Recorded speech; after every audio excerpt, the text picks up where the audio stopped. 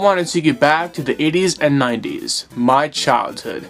That was the best decade of my life, and for many reasons. From the TV shows, to the movies, to the stuff I did, to the stuff I collected. The awesome 90s were indeed awesome, and I'm about to show you why.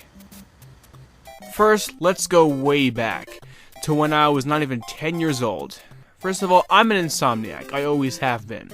I had a very hard time falling asleep, so my mom bought me the Velveteen Rabbit. The Velveteen Rabbit, or How Toys Become Real, is a children's novel written by Marguerite Williams and illustrated by William Nicholson.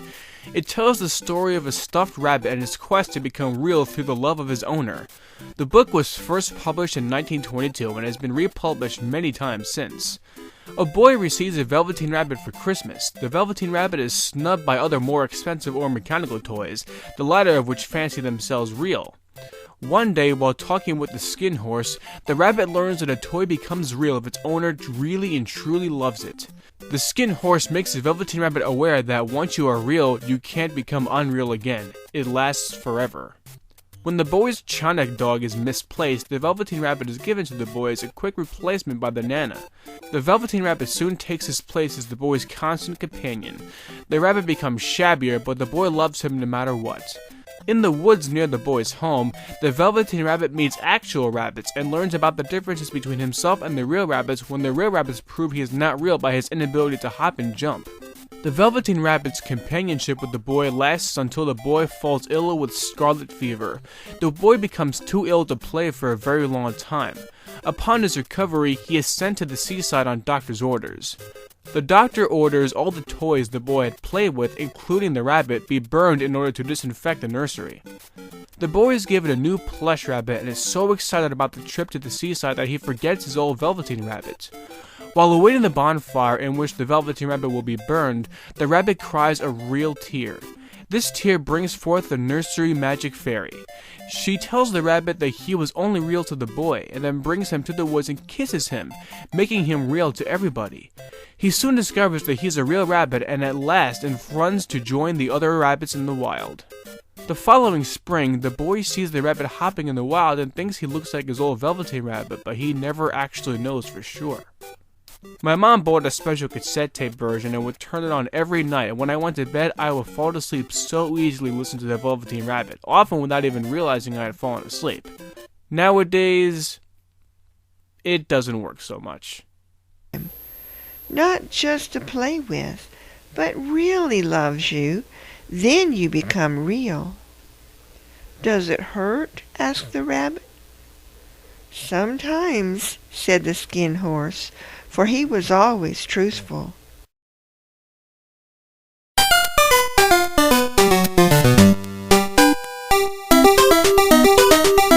Next, we have the Talk Boy from Home Alone 2. Oh yes. When Home Alone 2 hit theaters in November of 1992, we all witnessed Kevin McAllister using the Talk Boy. After watching the film, it was imperative that you own a Talk Boy. After a letter writing campaign was launched by younger fans of the film, Tiger Electronics capitalized on the craze and the Talk Boy was officially released in 1993. Now, of course, it was nothing special, it was just a tape recorder.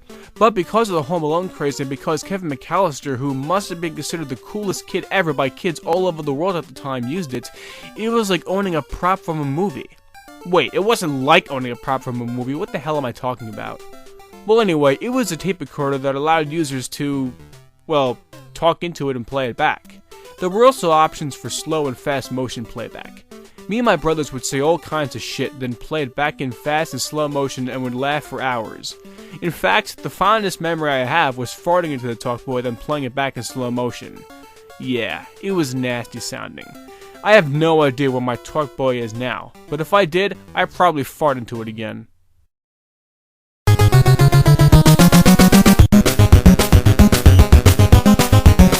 And then there's Goosebumps. Man, this is an interesting one. Alright, so Goosebumps. No, not the ones on your arms, but the book series by R.L. Stine. He is often considered to be the Stephen King of children's literature. So what was Goosebumps? Well, it was a series of horror fiction books written by R.L. Stine and published by Scholastic Publishing. They told stories about fictional children being involved in scary situations and also included themes of humor, horror, and the supernatural. The first Goosebumps book to be published was Welcome to Deadhouse, which was published in 1992. Since then, countless other Goosebumps were published. As you can see, I have many of the Goosebumps books written by R.L. Stine here on my shelf, still in good condition. Now, how many of these have I actually read? Not a single one. I collected these bad boys because I like the covers. Yeah, it's a ridiculous reason to buy something, but if I'm being honest, that's why I have so many of these fucking books. The most interesting one was this one, Beast from the East. Here's a story behind this one. So in elementary school, I had a friend who was an avid book collector. He told me he was going to be going to the bookstore after school that day and asked me if I wanted any book. I told him I wanted the Goosebumps book Beast from the East. He told me he would see what he could do. I was so excited that night I could hardly sleep. When I got into school the next morning and I was walking towards my classroom, my heart was beating uncontrollably. I got into the classroom and I saw something on my desk. And there it was. The sexy Beast from the East cover was staring right at me. I was ecstatic. All over a goddamn book that I wasn't even gonna read. What a complete asshole. There were other versions of Goosebumps too, like this one for example, Trapped in Batwing Hall. This is a special edition because it allowed readers to choose their own fate. Instead of reading about other kids, the book would be read in the first person. You would get to a point where you'd have to choose what to do next and were given options. By choosing a certain option, it would tell you to turn to a specific page, where you would read on to find out what happened next based on the choice you just made. But beware, because some choices could lead to, well, let's say bad consequences. Okay, I choose option B. Okay, let's see here. Oh shit, no, I don't choose option B. That doesn't count. Doesn't count. Let's see. I go with option A. Let's see. Option A. Yeah, I'll go with option A. Yeah, you could cheat all you want. It obviously didn't matter. It was a fun little concept for a book. Goosebumps was so popular that it also spawned the TV show that aired for just over 3 years. In 1995, some dick-brain fuckface created a series, and I use that word loosely, called Gooflumps. Now why do I use that term loosely? Because there was only 2 books under the Gooflumps name. As you could probably tell, they were parodies of Goosebumps. The son of a fuck responsible for these catastrophes? Robert Hughes, but he went under the name R.U. Slime. How creative. But anyway, Goosebumps was a memorable part of my childhood. I guess you could say I judged the book by its cover. Alright, so it's been about 15 years or so let's read one of these suckers. So here I have The Curse of the Creeping Coffin. So let's check this out, shall we? Alright, let's see here. Okay.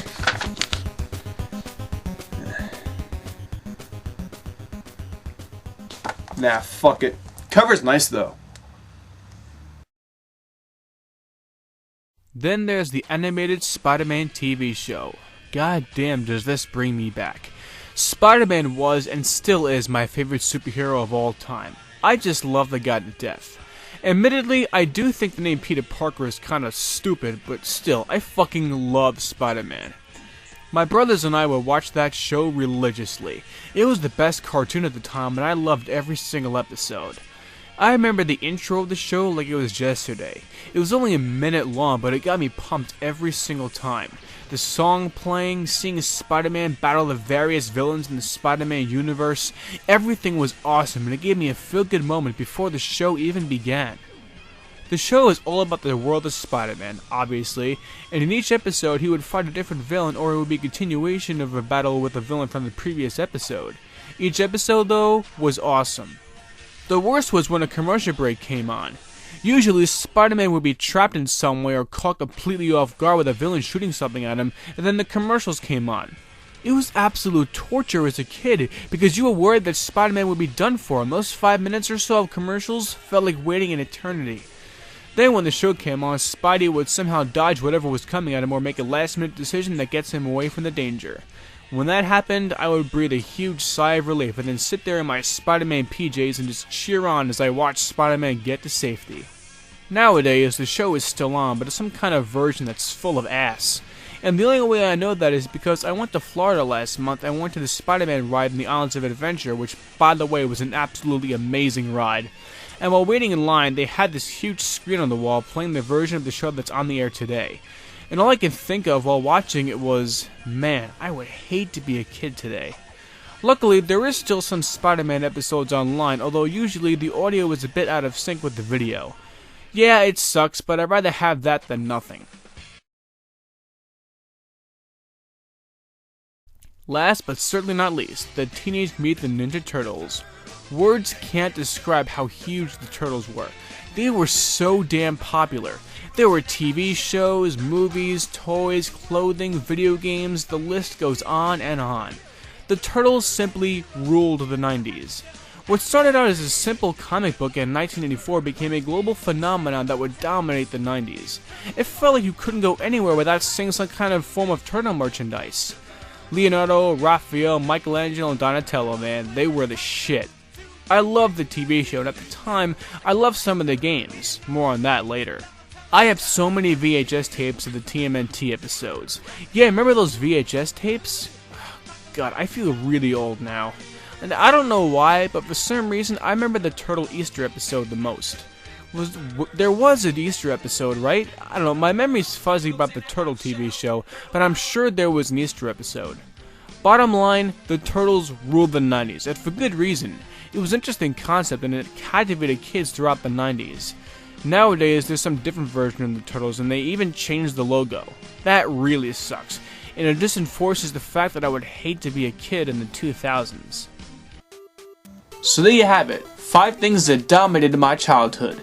Now there are several things I forgot to mention in this video, such as Pokemon, but these 5 things are the things I remember caring about or loving the most during my childhood.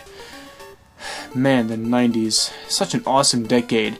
It seems like everywhere you look there was something incredible. If there is a time machine, I will go back to the awesome 90s in a heartbeat. The 90s were awesome. The 2000s though? Fuck them to hell.